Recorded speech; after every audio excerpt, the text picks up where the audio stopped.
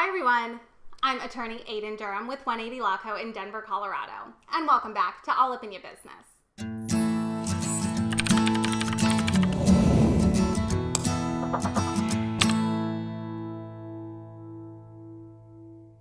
On this episode of All Up in Your Business, we're going to talk about something a little, kind of a downer, but still very important. I'm going to tell you guys what happens to your business after you die.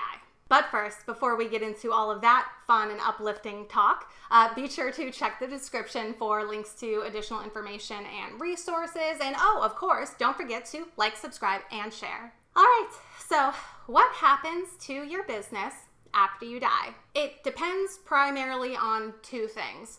Number one, how your business is structured, and number two, what, if any, kind of planning you've done. Ultimately, what happens to your business after you die is whatever you direct happens to your business after you die. If you've done any kind of estate planning or business succession planning, then most likely you'll have a will or a trust that describes what you want to happen with your business interests or with your business after you die. And so that's what's going to happen. If you put in your will that you want your business to go to a certain person or to be dealt with in a certain way, then that's typically what will happen. But if you haven't done any planning or anything, then it's first going to depend on what type of business you have, how it's structured. So with sole proprietorships, if you're operating as a sole proprietor, there's no legal distinction between you as an individual and your business. So really, when you die, your business dies with you because you are your business. So what that means is your business interest, your estate would kind of take over and liquidate and sell off any business assets, use those proceeds to pay off outstanding debts or liabilities, and then whatever money is left over would be distributed to your heirs. Who are your heirs? That will also depend. So if you've, again, done any estate planning and you name who gets your stuff, then that's your heir, or those are your heirs. If you say all of my stuff goes to my spouse, then your spouse is your heir, and after the business is liquidated, assets are sold, and any debts and stuff are paid off, then whatever's left over will go to your heir, who is your spouse. Without a will, if you haven't done any kind of estate planning, then it's going to depend on your state's intestacy laws. The intestacy laws apply when you die intestate, which means you've died without a will. And so when we die without a will, the state has pretty much written our will for us and has said who our heirs are going to be.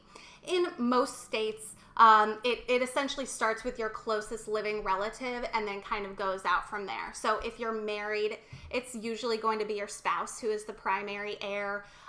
Sometimes if you're in like a second marriage or if there are children from other marriages, that might look a little different, but typically it's going to be your spouse or children. If you don't have a spouse, then your children would be next in line. And then it kind of goes out from there. So if you don't have spouse, it would be children. If you don't have children, it might be your parents, then your siblings, then cousins, then aunts and uncles. And it kind of goes down the family tree until we find someone who's alive to be your heir. So all that to say, if you don't have a will or a trust, then your state's intestacy laws will determine who your heirs are and who gets distributions of your stuff, including your business or business interests or the liquidated value of your business. If we're operating as a corporation, it's going to look a little different. So unlike sole proprietorships, corporations don't die when the owner or shareholder dies. The owner's estate or the shareholder's estate essentially steps into the shoes of the deceased shareholder until the shareholder's shares are distributed to the heirs. So again, in a similar way with a sole proprietorship, it's your business interest as the shareholder is these shares, and these are part of your estate. So they would be distributed however you've directed or however your state's intestacy laws direct. So if, let's say you have a will that says all of my assets are going to be split 50-50 between my two children. Those shares, those corporation shares, would be distributed 50-50 to your two children. And now they would each own half of what you initially owned. But again, this all depends on any kind of planning you've done and your state's applicable laws. And it could also potentially depend on shareholder agreements. If there's something, some contract, some agreement between the shareholders that specifies what happens when one shareholder dies, then those things would typically control too. But the point here is that unlike a sole proprietorship, a corporation doesn't die just because one of the shareholders dies. Those shares or that interest would pass to the owner's heirs. And then when we're talking about an LLC, this is going to largely depend on the LLC's operating agreement. In some situations and some states, the death of a member, an LLC member, means that the LLC has to be dissolved. And that can also be specified in the operating agreement too, that if one member dies, then the LLC is to be dissolved. That's not terribly common, but that can be what happens. Typically though, in a multi-member LLC, will normally draft the operating agreement to give the existing members the ability to purchase the deceased member's interests from the deceased member's heirs. So again, just very similarly to a corporation, when you own an LLC or when you're a member of an LLC, you own membership interests in the LLC. Sometimes they're referred to as shares of an LLC. I call them membership interests because LLCs don't actually have shares. But your interest in the LLC would pass to your estate for potential distribution to your heirs.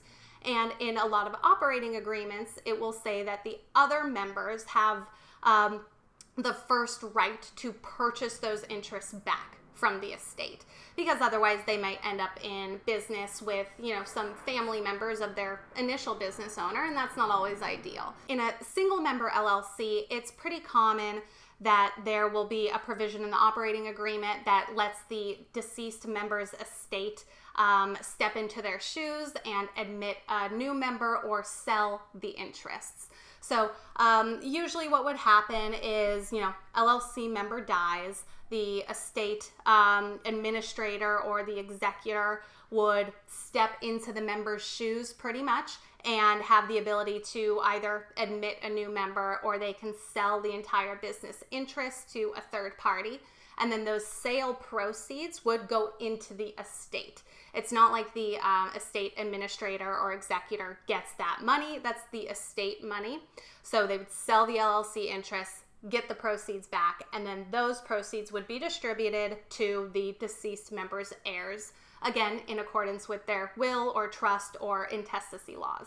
If there's no operating agreement, then the state laws of where the LLC is formed, those will control what happens to the LLC member's interests. For example, Colorado law says that an LLC will be dissolved if there's no member in it for 90 days. And what most commonly happens with single member LLCs is that the heirs can decide if they want to continue operating the business, or maybe one heir will want to purchase the other heir's interests and continue operating the business, or they can jointly decide to sell the business, or they can dissolve and liquidate and distribute the assets. But again, if there's something that you want, if there is a wish that you have for your business after you die, you've got to do some planning and you've got to put that in writing, because otherwise it's not going to happen. So overall, with the exception of a sole proprietorship, which will die when you die, your business or business